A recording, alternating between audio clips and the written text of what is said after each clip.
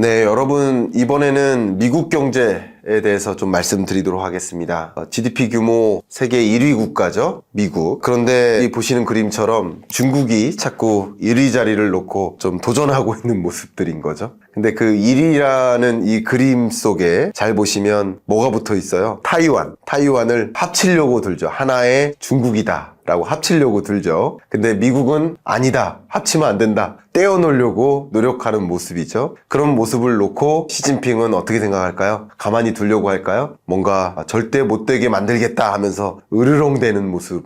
이게 지금 현재 미중 간의 타이완을 놓고 벌이는 그런 긴장감, 이런 모습이지 않나 생각을 해봅니다. 이런 긴장감이 도는 국면에 미국 경제를 명확히 진단해야 될 것 같아요. 미국 경제 정말 침체 올 것인가? 노랜딩 아닌가? 정말 노랜딩 아니고 아무 경기 침체 없이 잘 지속되는 거 아닌가? 이런 생각도 많이 들고요. 또 미국의 주식이 또 S&P 500이 최고가를 경신을 하면서 움직이고 있는데, 이것은 또 기준금리 인하에 대한 기대감 때문이라고 볼 수 있겠죠. 그런 것들까지 같이 맞물리면서 역시 금리 인하는 정말 언제 있는 것인가 라는 것을 좀 정리해야 되고, 금리 인하는 언제 될 것인가 라는 것을 정리하려면 물가, 고용, 경기, 금융안정 이런 것들을 고루 살펴봐야 되는데, 오늘 저와 함께 미국 경제를 정말 노랜딩인가 아니면 소프트 랜딩인가, 경기 침체는 과연 오는가, 여러 가지 것들을 정리하고 금리 인하는 또 언제 있을 것인지 함께 들여다보는 시간을 가져보도록 하겠습니다. 그동안 FOMC 회의 결과, 회의록 등등을 통해서 파월의 메시지들이 전달됐었죠.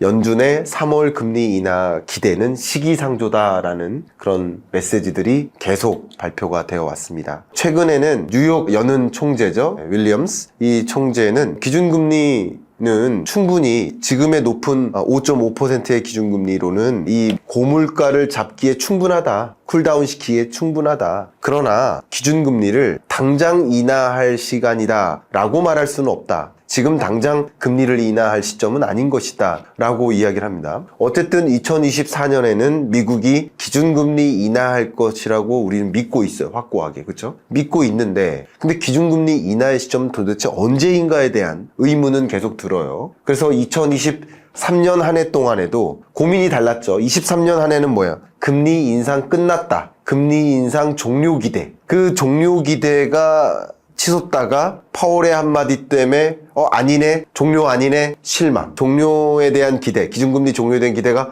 또 다시 스물스물 올라가다가 물가 발표되니 물가 다시 치솟네, 또 실망. 종료 기대 실망, 종료 기대 실망. 23년 주가의 흐름이, 그래서 제가 2500선에서 맴돌 것이다 라는 말씀을 드렸었던 게 그런 겁니다. 1년도 더 전에 그렇게 말씀을 드렸었죠. 24년에는 그 기대감의 종류가 바뀌죠. 인하 기대감으로 바뀌는 거죠. 기준금리 인하할 거야 라는 그 기대감이 11월, 12월에 형성되면서 주가가 올라가는 겁니다. 산타 랠리를 보인 겁니다. 그죠? 근데 제가 1월 초쯤에는 일시적인 조정이 있을 수 있다. 뭐냐면, 일시적인 조정은 금리 인하에 대한 기대감이 또 실망감으로 바뀔 때 조정이 있을 것이다, 이런 말씀을 꾸준히 드려왔죠. 그런 기대감 또 실망감, 역시 금리 인하에 대한 기대감이 어떻게 전개되느냐, 이것도 중요하고, 기대감과 실망감, 금리에 대한 심리도 중요한 것이고, 실제 기준금리 인하의 시점은 또 언제인지를 판단하는 것도 둘 다 중요하다. 결국 이 시장의 마음과 연준의 마음을 동시에 이해하면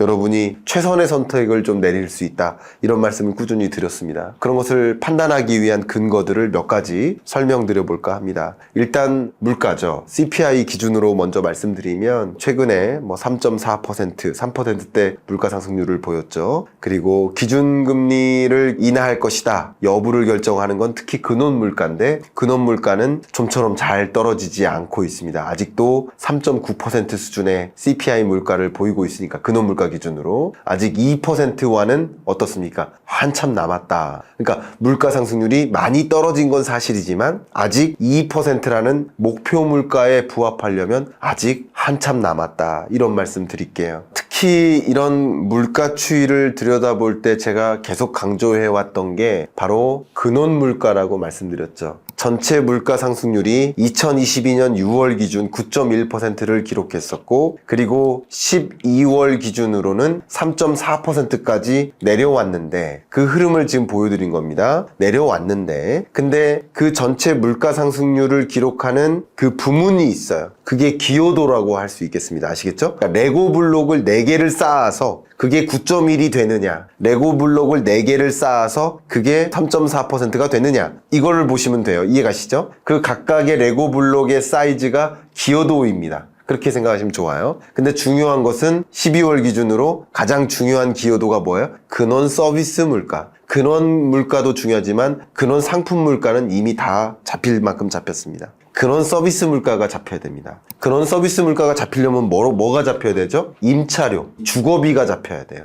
주거 서비스. 두 번째는 임금이 잡혀야 됩니다. 임금 상승률이 높으면, 왜냐면 제가 누차 말씀드리지만 재화의 경우에는 각종 원자재 가격이 떨어지면 이 상품 물가 상승률은 안정화될 수 있어요. 근데 서비스 물가는 원자재 가격에 대한 의존도라기보다는 인건비가 더 많은 비중을 차지하죠. 절대적이죠. 그러니까 인건비, 임금 상승률이 둔화되면 결국 물가 상승률, 근원 서비스 물가의 기여도가 2% 중반까지 떨어질 수 있고, 그러면은 실제 물가 상승률이 2%대 중반 정도를 기록할 수 있다, 이런 말씀을 제가 누차 드렸죠. 결국 우리가 관심 가져야 될 것은 주거비 추이, 그리고 임금 상승률 추이다, 이렇게 제가 말씀을 드리도록 하겠습니다. 그런 면에서 미국 경기를 좀 판단해 볼 텐데, 미국 경기의 어떤 실업률을 보면 나름 한 10월까지는 3.8%를 유지하다가 오히려 11월, 12월 들어서 3.7%로 실업률이 더 떨어졌어요. 그러니까 미국 경제가 아직도 견고하다, 탄탄하다, 정말 경기 침체 없는 거 아니냐, 착륙이 없는 거 아니냐, 노랜딩 아니냐, 이런 생각을 많이 갖게 만드는 그런 지표들입니다. 실업률이 이렇게 완전 고용에 가까운 3.7%의 수준을 계속 유지한다 그러면 물가 상승률이 또 안 떨어져요. 왜냐하면 고용이 완전 고용이다. 그럼 소득 수준이 탄탄하다는 거예요. 그러면 소비할 여력이 있다는 뜻인 거예요. 그렇기 때문에 어느 정도의 고용이 좀 둔화되어야, 고용이 악화되어야,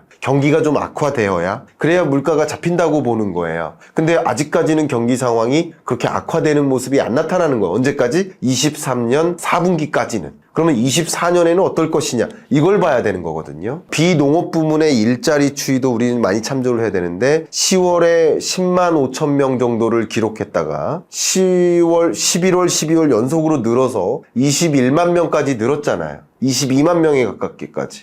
그러니까 비농업 부문 일자리도 계속 늘어나는 걸 보면 고용이 그렇게 강하게 침체되지 않나 보다 하는 생각. 그러니까 이런 것들이 뭐예요? 금리 인하에 대한 기대감을 꺼트리는 거죠. 실망감으로 바꾸는 거죠. 또 임금 상승률 흐름도 10월, 11월에 4%를 유지하다가 12월 들어서 4.1%로 또 올라가요. 임금 상승률이 또 4.4에서 4.0에서 4.1로 올라가니까 물가 상승률도 근원 물가가 안 잡히는 흐름인 거고, 고용도 탄탄하다는 뜻인 거고, 경기가 좀 어느 정도 악화돼야 물가가 잡히는데 악화되지 않겠구나, 이렇게 판단하는 근거들이 되는 거예요. 이게 미국 경기 상황인 겁니다. 그러니까 이런 여러 가지 면에서 아직은 미국 경제가 물가를 보나 경기를 보나 금리를 인하할 만한 상황은 아니다라고 보는 거예요. 그러면 미국 경제는 정말 노랜딩인가, 아니면 소프트랜딩인가, 물론 하드랜딩인가라는 주제도 있지만 저는 개인적으로 하드랜딩에는 베팅을 안 하고 있습니다. 이유나 배경도 설명을 드리겠습니다만, 그래프 보시는 것처럼 IMF가 23년 10월 기준으로 미국 경제에 대한 전망치를 23년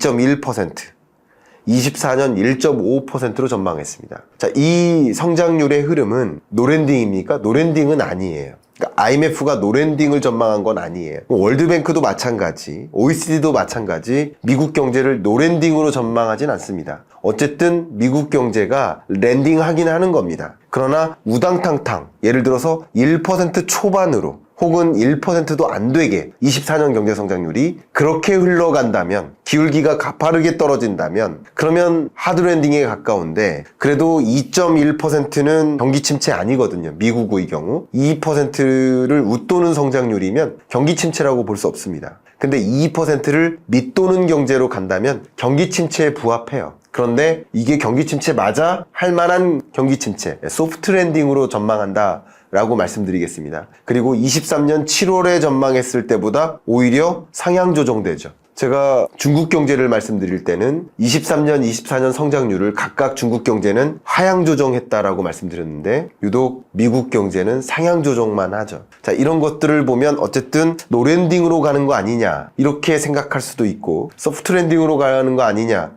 라는 데 무게를 둘 수도 있지만 저는 어떻게 판단하고 있는지 지금부터 말씀드리도록 하겠습니다. 최근 미국 경제가 고용도 탄탄해지고 임금 상승률도 올라가고 실업률도 완전 고용에 가까운 수준을 유지하게 된 배경, 그런 배경에는 초과저축에 있다라는 말씀을 누차 드려왔습니다. 실제 민간소득액의 추이를 보시면 이렇게 쭉 실선이 이어지고 점선이 이어지죠. 이게 기본적인 시나리오입니다. 기본적으로 이런 식으로 총 민간소득이 누적될 거라고 보는 거예요. 그런데 그 점선을 우회해서 이 실선, 검정색 실선이 쭉 치고 올라가죠. 이게 뭐예요? 민간소득이 예상했던 거 이상으로 코로나19 수준을 극복하고 더 위로 올라간다는 뜻이에요. 이게 뭘까요? 정부의 적극적인 재정 지원입니다. 예를 들어 우리나라로 치면 재난지원금 편성한 거. 이게 뭐예요? 이것도 소득입니다. 제가 누차 말씀드리지만 소득에는 크게 네 가지가 있어요. 하나가 근로소득, 두 번째가 사업소득, 세 번째가 재산소득, 네 번째가 이전소득. 근로자의 봉급이 근로소득이고요. 자영업자의 소득이 사업소득인 거예요. 세 번째 재산소득은 예를 들면 저축했는데 이자가 왔어요. 주식했는데 배당이 들어왔어요. 재산소득입니다. 그리고 네 번째 이전소득. 이전소득은 엄마가 용돈 줬어요. 그것도 사적 이전소득이고요. 정부가 노령연금을 줬어요. 공적 이전소득입니다. 이전소득이에요. 그런 이전소득도 상당 부분 영향을 줬고 정부의 경기 부양책으로 고용이 탄탄하게 유지됐기 때문에 또 이전소득은 이전소득대로 들어왔는데 근로소득이나 사업소득도 괜찮았던 거예요. 그랬기 때문에 미국 경제가 유연하게 잘 대처한 겁니다. 근데 이 노란색 선을 보세요. 민간소득의 증가율을 보면 이제 증가세가 둔화되는 것을 확인할 수 있습니다. 23년 끝자락으로 가면 갈수록 이 증가세가 둔화되는 흐름으로 가고 있기 때문에 23년 3분기, 4분기만큼 고성장하는 흐름을 24년에도 이어갈 수 없을 것이다. 랜딩은 올 것이다. 그러나 강한 랜딩은 아닐 것이다. 라는 것을 보여주는 근거입니다. 왜냐하면 소득 기반이 여전히 탄탄하다. 그러나 종전만큼 소득 기반이 뒷받침되진 않을 것이다. 그리고 제가 누차 강조했지만 오늘은 안 보여드리겠습니다만 초과저축이 상당 부분 소진되고 있다. 23년 끝자락이면 다 소진된다. 결국 민간소득과 초과저축 이런 것들을 소진해 가면서 소비가 탄탄하게 뒷받침됐던 것이다 라는 것을 말씀드릴게요. 또 그동안 뒷받침됐던 것이 보시는 것처럼 22년, 23년에 신용카드 부채 잔액이 급격히 쌓입니다. 소비자 물가 대비 쌓이는 거나 아니면 가처분 소득 대비 부채 잔액이 쌓이는 거나 뭘로 보아도 신용카드 부채 잔액 자체가 급격히 늘어나는 것을 여러분 확인할 수 있습니다. 그러니까 소득도 늘었고 일부는 이전 소득도 됐고 근데 고용시장에서 열애됐거나 이전 소득의 대상이 안 됐을지라도 신용카드 부채 잔액이 쌓이는 것은 결국 부채를 떠안고 뭐 한 거예요? 소비한 거예요. 그래서 경기가 뒷받침된 겁니다. 워낙 미국 경제에서 소비 부분이 차지하는 비중이 높기 때문에 내수 기반이 탄탄하기 때문에 신용카드 부채 잔액이 쌓인 거예요. 중국 경제도 마찬가지지만 부채로 끌어올린 소비는 한계가 있다. 언제까지 부채로만 명품백 살 겁니까? 뭐 1,000만 원 빌려서 명품백 살 수 있죠. 2,000만 원 또 빌려서 명품백 살 수 있죠. 근데 또 부채를 의존할 수 있나요? 어렵죠. 그런 거예요. 이미 부채에 의존해서 소비를 진작시켜 왔다라고 가정하면 추가적으로 경기를 부양시킬 만큼 소비가 탄탄하게 연결될 만한 초과저축도 소진되고 민간소득도 이제 정체되고 소득의 증가 속도가 그리고 부채도 너무 많이 쌓였다. 이런 것을 가정해 본다면 미국 경제가 랜딩은 하긴 할 것이다. 그러나 강한 랜딩은 아닐 것이다. 소프트 랜딩에 제 무게를 두는 이유라고 볼 수 있겠습니다. 얼마 전에 김영익 교수님하고 또 홍춘욱 박사님하고 정말 감사한 대담을 나눴고 많은 분들이 시청해 주셨습니다만 저는 그때도 소프트 랜딩을 주장했잖아요. 김영익 교수님은 하드 랜딩을 주장하셨고 또 홍춘욱 박사님은 노 랜딩을 주장하셨는데 그렇게 다양한 제 채널에서 그 주장을 가지고 토론한 그런 근거들을 잘 확인해 보시고 저는 뭐가 맞다 틀리다를 지적하는 것이 아니라 소프트 랜딩으로 보고 있는 근거를 더 추가적으로 말씀드리는 과정이라는 것을 이해해 주시길 부탁드립니다.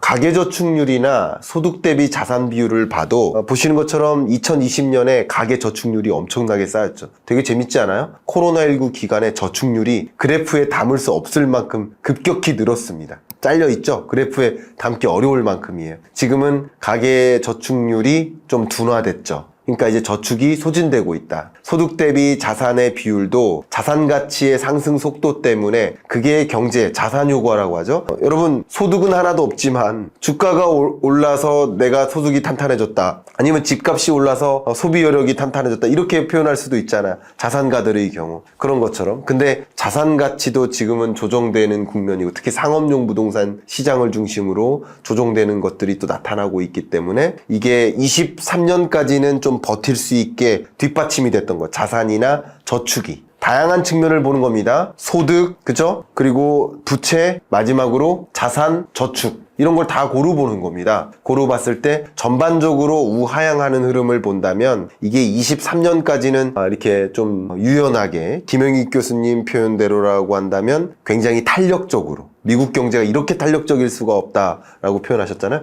그런 표현에 답게 움직여 왔던 거예요. 근데 24년에는 그렇게 떠받칠 만큼의 힘이 이제 소진되어 가고 있다. 이렇게 표현해 보겠습니다. 이제 미국 경제를 진단할 때 좀 중요하게 거론할 것 중에 하나가 바로 신용 위험인데요. 최근 들어 신용 위험이 확산되고 있죠. 그러면 미국 경제도 신용 위험이 확산되고 있기 때문에 특히 상업용 부동산 시장을 중심으로 신용 위험이 확산되고 있고 아까 말씀드렸던 것처럼 부채도 너무 과중해진 거예요. 이제 어떻게 할까요? 22년 이후로 금융기관들이 대출 기준을 까다롭게 합니다. 대출 기준을 강화해 나가는 거예요. 강화해 나가기, 그러니까 그동안에는 덜 강화했지만 앞으로는 더 강화해 나가는 흐름. 왜냐하면 신용 위험이 확산되면 확산될수록 금융기관이 대출을 까다롭게 해주자. 우리나라 같은 경우는 부동산 PF 부실 문제가 커지기 때문에 건설사들한테는 금융기관이 절대 대출해주지 않는 방식으로 움직이는 것처럼 비슷한 거예요. 그런 식으로 움직이기 때문에 이제 추가적으로 대출받기도 어려운 거예요. 경제 주체들이. 그럼 경제 성장 동력이 위축되는 거죠. 신용 위험이 확산되고 있기 때문에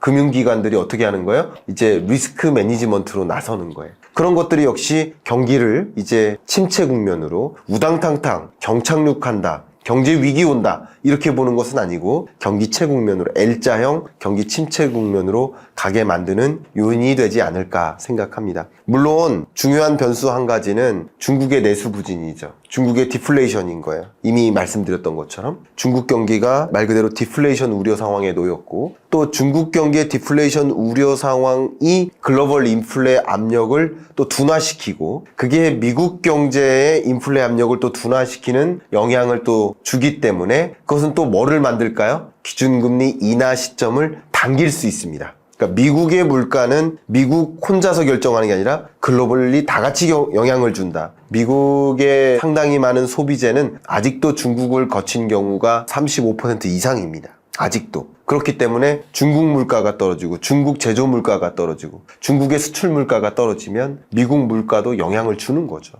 그러니까 그게 글로벌 인플레 압력을 떨어뜨리는, 둔화시키는 요인이 되니까 물가 상승률이 조금 더 빨리 2% 초중반에 진입하게 되면 그러면 연준 위원들은 강한 확신을 갖고 기준금리를 인하할 수 있겠구나 이렇게 봐주시고요. 저는 그런 관점에서 좀 빠르면 6월 좀 늦어지면 7월 이 정도로 미국의 기준금리 인하 시점을 가늠하고 있습니다. 저는 그렇게 판단하고 있습니다. 역시 제가 판단하는 것이 아니라 물가가 어떻게 흐름을 보일 것이냐가 결정할 텐데 물가 흐름에 대한 시나리오를 제가 그렇게 가정하고 기준금리 인하 시점을 저도 조심스럽습니다만 그렇게 예측하는 겁니다. 그래서 기준금리 인하 시점에 대한 예측을 하실 때 제가 여러분께 강조해드리고 싶은 중요한 문구는 바로 컨빅션이에요. 컨빅션. 확신. 기준금리 인하를 해도 될 만큼 물가가 확실히 잡혔다는 연준 위원들, 파월의 마음이 확신이 생길 때 그때 기준금리를 인하할 것이다. 라고 생각하고 있고 또 미국 경제가 강한 경기 침체나 경제 위기로까지 전개되지 않을 거라고 가정하면 더더군다나 금리를 서둘러서 인하할 필요도 없어진 겁니다. 그죠? 그렇게 생각을 해보시면 기준금리 인하 시점을 여러분들도 좀 가늠하실 수 있을 거라고 저는 생각을 하고요. 다만 기준금리 인하 시점은 연 중반이라고 말씀드렸습니다만 혹은 후반 이라고 말씀드렸습니다만 기준금리 인하에 대한 기대감은 23년 상반기 내내 4년 상반기 내내 상당히 많이 이슈가 될 것이고 기대를 과하게 하는 만큼 실망감도 커지면서 주가가 이렇게 등락을 반복할 것이다. 이렇게 보고 있고 그 등락은 기준금리의 인하에 대한 강한 기대감과 강한 실망감 이게 오르락 내리락 하면서 반복될 것이다. 기준금리 실질적인 인하를 기점으로 해서 그렇다. 이런 말씀까지 드리고 끝으로 미국의 기준금리 인하 시점에 오히려 주가가 대대적으로 조정되는 거 아니냐라고 말씀하시는 분들이 계십니다. 그때는 정상적인 지금과 같은 미국 경제, 소프트 랜딩을 가정할 때는 그런 일은 맞지 않습니다. 그러나 미국 경제가 굉장히 우당탕탕하고 하드랜딩하고 혹은 경제 위기, 시스템적 리스크 이런 것들이 발생해서 기준금리를 급하게 서둘러 인하할 때 이럴 때는 주가가 급격히 떨어졌다가 기준금리 인하 이후에 반등할 수는 있겠죠.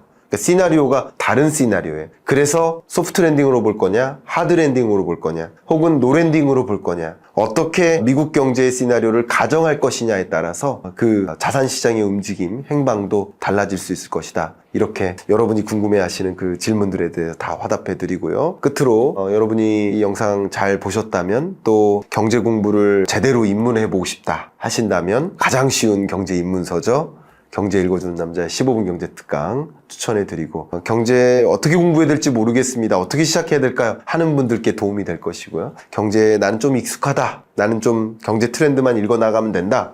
라는 의견과 생각을 갖고 계신 분께는 24년 경제전망 이 트렌드서를 한번 읽어주시고 또 24년부터 그 전부터 2050년 전망까지 함께 모아가 주시면 어떨까 의견 드리면서 이만 오늘 미국 경제 이야기도 마무리하도록 하겠습니다. 감사합니다.